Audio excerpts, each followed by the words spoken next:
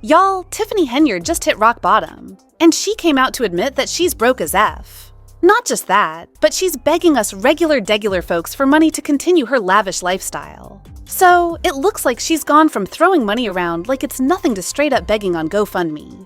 Y'all, we're talking about a woman who spent $199,000 on welcome banners, and now she can't even pay the bill. How messy is this? She used to live like a queen on taxpayer money. Fancy trips, a whole $1 million security team following her around like she was Beyoncé.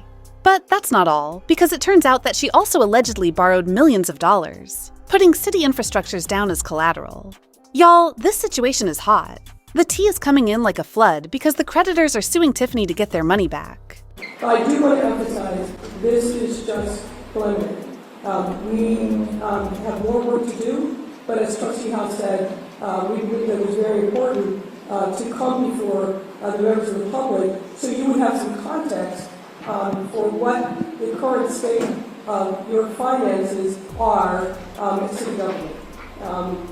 As has been alluded to, I think there's going to have to be some tough decisions that are made, but you've got to make that with as complete a set of information as possible, and that's what this presentation is intended to do. Our work is ongoing, and we expect to finish with in expedited fashion, but as I said, we wanted to get to you as quickly as possible. A couple of points, just so we're all. I'm not an accountant, and I suspect many of you in the room are not, but we will be covering some accounting terms. I wanted to just make sure that everybody had the same basic level of understanding as we go through these slides. We're going to talk about how the Village of Dalton handles its accounting system. We'll talk about in length, in detail, about the preliminary assessment of the financial status. We're going to go over what we've seen as increasing expenditures since 2021, unfunded expenditures, the current cash status, credit card use. Then we'll do a summary, and then we'll entertain questions from the trustees.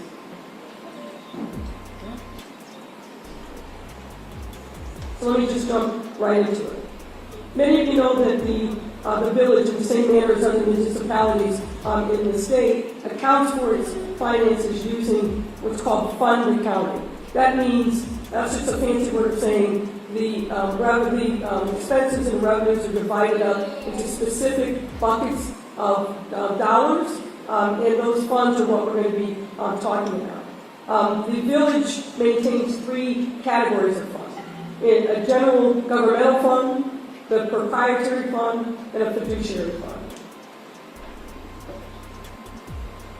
Under each category, I'm going to pass it to my colleague, Amanda, who will go into more detail about this. So within each category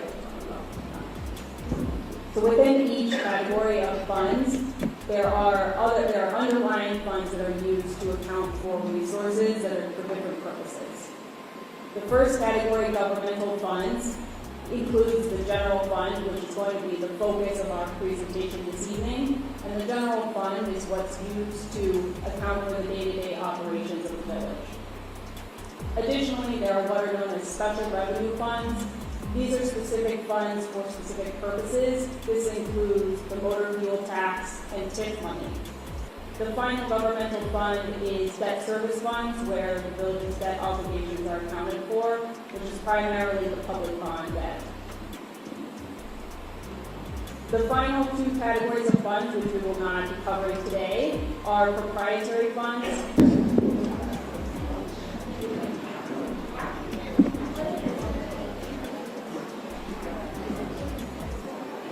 All right, turning now to the increasing expenditures of the village. Over the last 3 fiscal years, the average monthly expenditures of the village have increased by nearly 30%. As you can see in the graphic, in fiscal year 2022, on average, the village spent about $1.9 million a month. But in the last fiscal year, that amount declined to $2.5 million. These increasing expenditures have not been accompanied by corresponding increases in revenue. Again, as you see in the graph in the blue bars, the revenues have remained relatively the same over that time period, around just over $24 million, while expenditures have climbed from $23 million in 2022 to $30 million in 2024. Ultimately, in fiscal years 2023 and 2024, expenditures exceeded revenue. Specifically in 2024, it was over $5 million more in expenditures than revenues.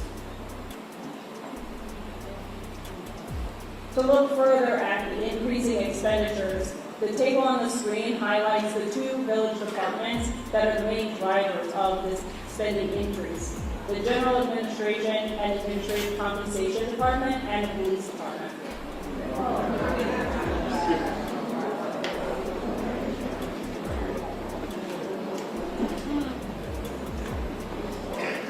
Turning first to the General Administration Department.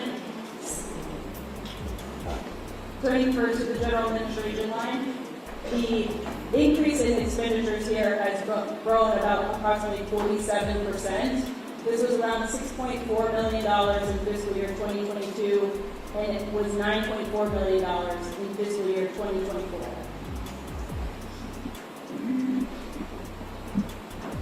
There have been increases in general administration spending in nearly every area, but there are a handful that stick out the most. As you can see on the first line, the largest driver of this increase is a more than double change in liability insurance cost. It's gone from $1.2 million in fiscal year 2022 to $3.2 million in fiscal year 2024. Other areas where we see large increases are miscellaneous expenditures, settlements, legal fees, and telephone. Let me just add regarding the legal fees. These are, everything that we're representing to Unite are things that have been booked in one of the general ledgers or otherwise. We know that the legal fees that have been booked so far are underestimated because there are a number of legal fees that have yet to be paid. And obviously, with the litigation that's been filed, particularly by vendors who have not been paid, those legal fees will definitely, this is a very conservative estimate of what those fees actually are.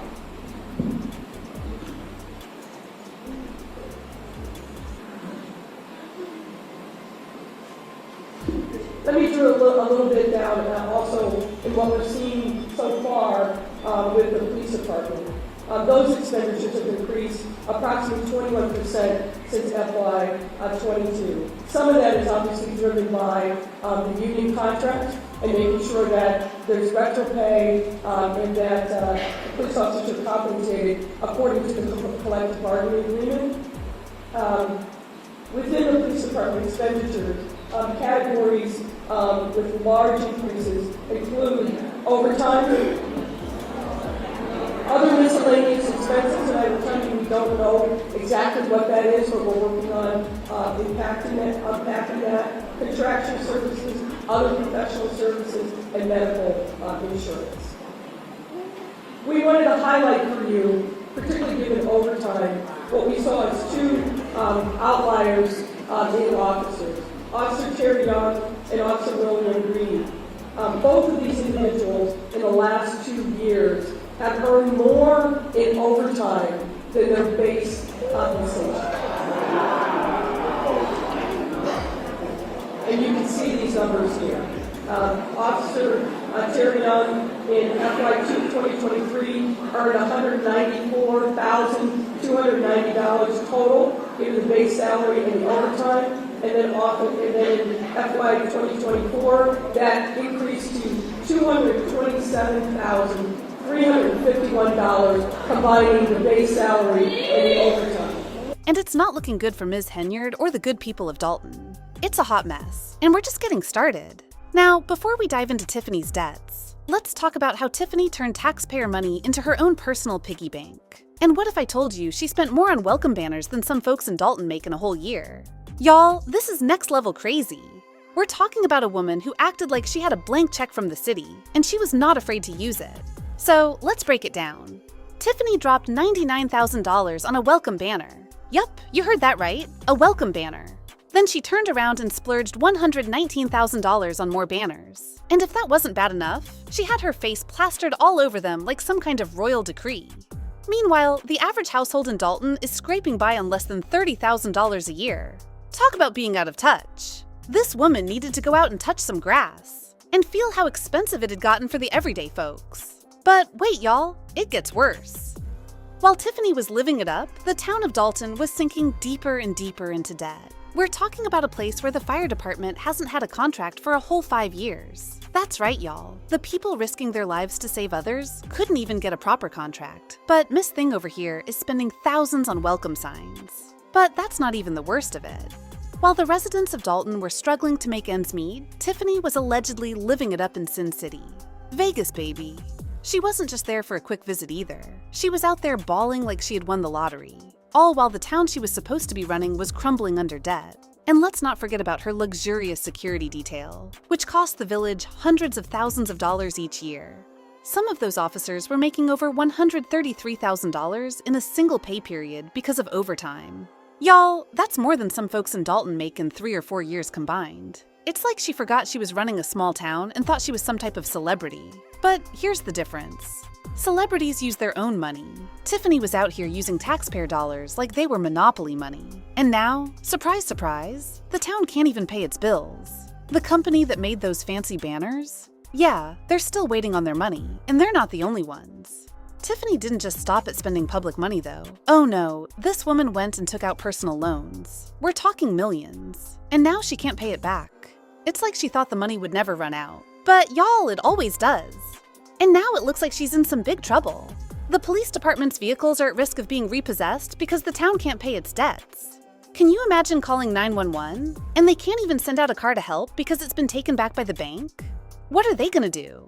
Roll up in horse and carriage? Call an Uber to get to the crime scene? That's the reality Dalton is facing. All because Tiffany couldn't keep her spending in check. Allegedly. And if you thought that Tiffany's spending was wild, wait till you hear about her side hustle. This woman found a way to turn moldy walls into cold hard cash. How low can a mayor go? Tiffany Henyard wasn't just blowing through taxpayer money like it was nothing. No, she was out here pulling some crazy scams too. Allegedly. We're talking about Section 8 housing, y'all. You know, the program that's supposed to help low-income people get decent housing? Well, Tiffany allegedly saw dollar signs and decided to cash in on it. Like and subscribe for more content from us.